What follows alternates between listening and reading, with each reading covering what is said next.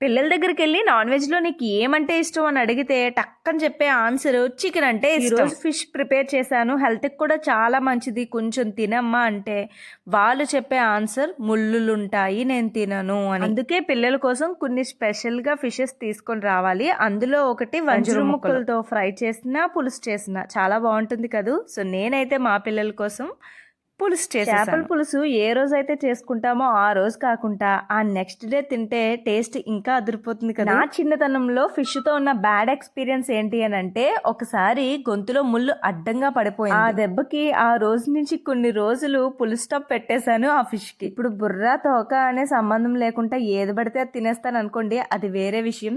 ఇలాంటి ఎక్స్పీరియన్స్ మీరు ఎప్పుడైనా చేశారా? ఇక్కడ చేపల పులుసు రెడీ అయిపోయింది. ఇలాంటి ఎక్స్పీరియన్స్ మన పిల్లలు చేయకుండా ఉండాలి అని అంటే ముళ్ళు లేని కింగ్ ఫిష్ తీసుకొచ్చి ఇలా వండి పెట్టేసేయండి, ఇష్టంగా తినేస్తారు. మీకు పులుసు ఇష్టమా, ఎగిరిష్టమా, ఫ్రై ఇష్టమా? కామెంట్